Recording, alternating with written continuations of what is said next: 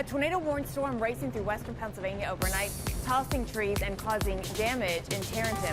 Utility lines and poles down, causing thousands to be without power this morning. Winds gusted to over 60 miles an hour. A 4.9 earthquake shaking San Diego County right before 7 o'clock. The epicenter was about 16 miles south-southwest of La Quinta. Joining us now by phone is geologist Pat Abbott.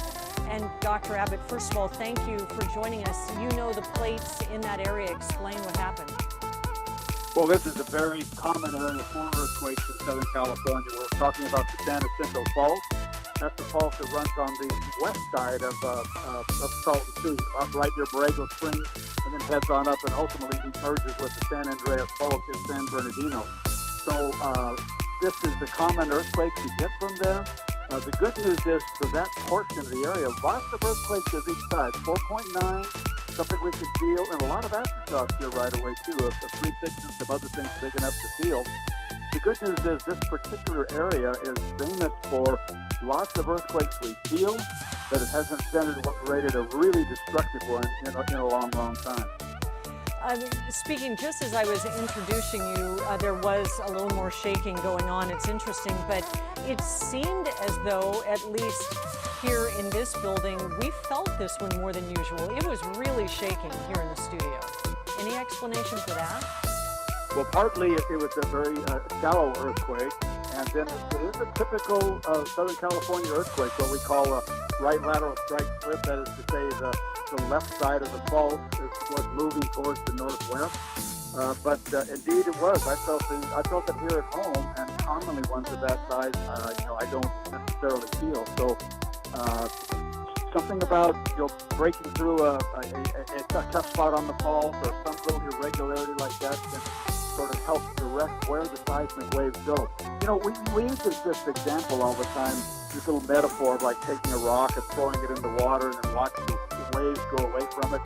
That doesn't really work for an earthquake in the sense that the waves going away from the movement are not equal in all directions. And what we're seeing there is a little bit of direction, something along that, in the bend or the movement in that fault, caused it to direct more of the seismic waves our way. Like I say, usually from that area when we get this earthquake, it's not felt as widely through San Diego as the one we just experienced.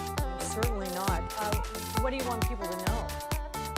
I think just another day in Southern California. I mean, really, with what we're living through now, it's kind of nice to have a break of a familiar, we say, small-scale natural disaster. So maybe we just enjoy that and take our mind off of the other things that are going on all around us.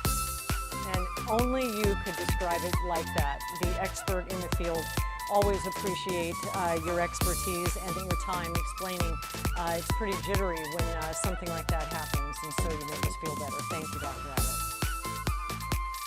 Many of you will have seen on social media a video going around of an incident on Anglesey where numerous starlings have been built on it, many starlings. We don't know how it's happened, but I'll show you the scene.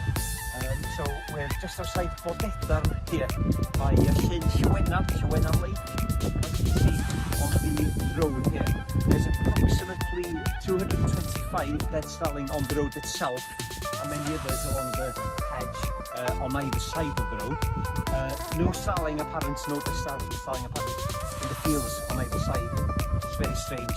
So we've got officers now from the Animal and Plant Health Agency here, looking to seize some of these starlings with a view to having them examined for looking for poison, for example, or looking for any other thing that might have killed these animals.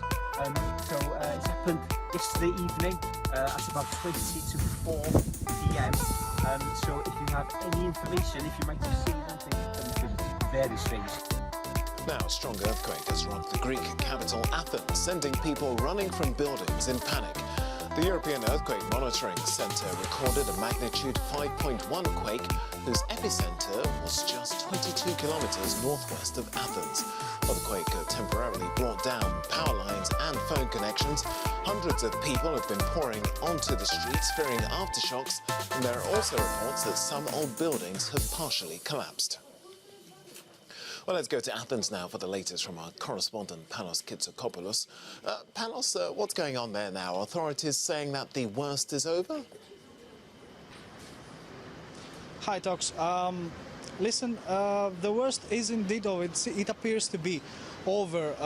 Scientists are still figuring out whether this 5.1 Richter earthquake was the main earthquake.